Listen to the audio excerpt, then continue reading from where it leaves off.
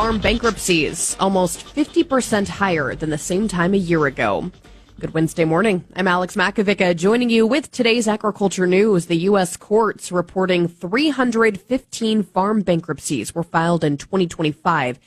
That's up 46% from the year before, and it's the second straight year of an annual increase. The Midwest and Southeast account for the bulk of those filings, each jumping roughly 70%, and Arkansas leading the nation. Chapter 12 was specifically designed by Congress to keep family farmers in business rather than forcing them to liquidate when they hit hard times. Chapter 12 restructures debt under court supervision, allowing farmers 3 to 5 years to repay what they owe.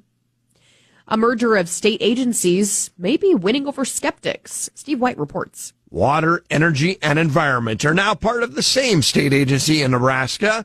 Some local natural resources districts oppose the move, as the head of the lower Republican NRD tells us.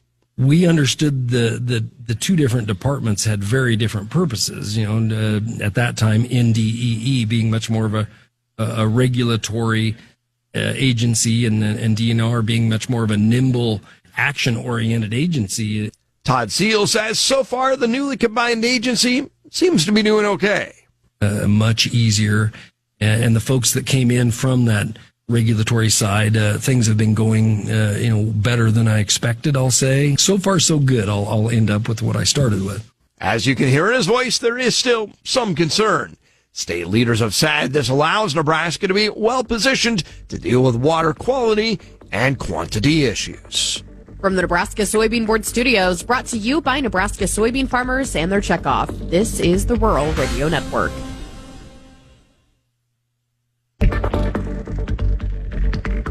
Good morning. Welcome back. 2 Husker scientists have helped create the first and largest biochar research network in the country.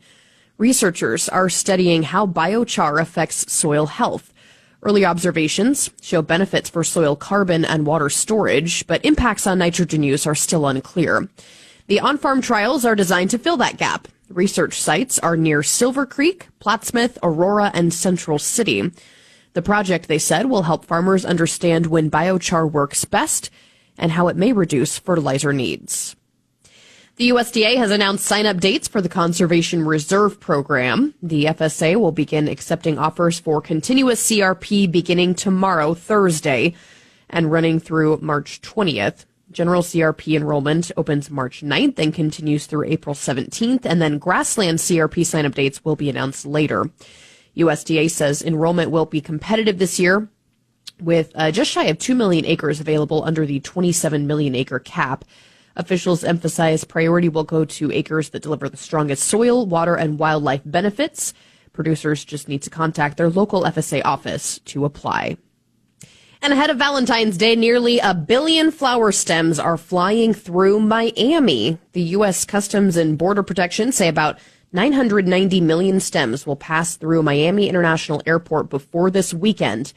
That is 90% of all Valentine's flowers sold in the U.S. Roses, carnations, and hydrangeas arrive mostly from Colombia and Ecuador, with cargo flights more than doubling this time of year.